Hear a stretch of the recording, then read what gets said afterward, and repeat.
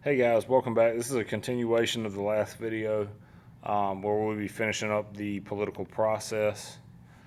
During the political process, candidates have to campaign all over the country. This can be very, very difficult because initially you have to campaign to just your voters of your political party, and you have to say things that they want to hear. And then if you become the nominee, you may have to flip-flop on some of those stances to try and attract middle voters. You can do this campaign by having rallies where people show up and essentially you give a speech and everybody cheers and they hear your message, and that's the goal.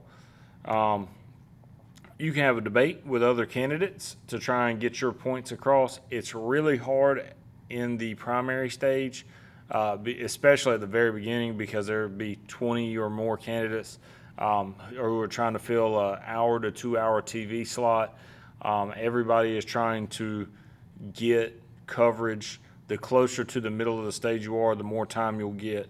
So for instance, in 2016, Donald Trump got a lot of TV coverage with people like Ted Cruz at the middle of the stage. In 2020, Joe Biden got a lot of coverage with people like Kamala Harris in the middle of the stage. They get more time to speak than, say, a smaller candidate like Marco Rubio from the Republican Party or someone like Andrew Yang from the Democratic Party. Then you make appearances. At appearances, your job is just to shake hands, seem as friendly as possible, kiss babies, that old adage. Just do everything you can to try and get your message across to people and try and get support. And you also have propaganda, and with propaganda comes things like signs and TV ads and bumper stickers and t-shirts.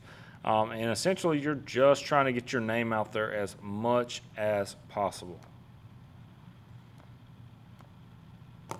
I'm not going to show you that video, but I want you to understand that it is very expensive to run a TV ad, which is, if you go back to earlier in this unit when we talked about how the political party's job is to help the candidate raise money, you can spend up to $500,000 on a TV ad depending on the day of the week and the time that you're running the TV ad. Obviously you would like to run TV ads when people are watching TV, like Sunday Night Football is a great time to run a TV ad, but that ad is also going to be more expensive. Same thing, Monday Night Football are some of the highest TV ads ever as far as cost goes.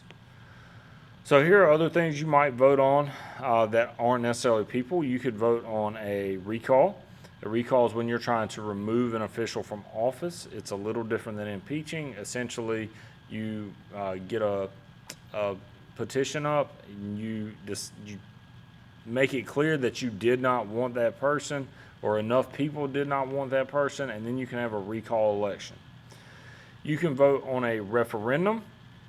A referendum is when you are voting on an issue that started in the legislative branch, and it's very important that you note that it starts in the legislative branch. So essentially, legislators will create a law and let people vote on it to find out their opinion.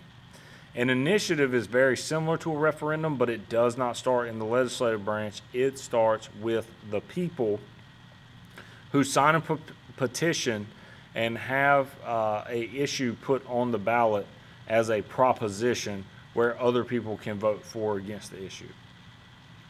These are all very important. Make sure you know what they are, especially what a referendum and initiative is and what the difference between them is.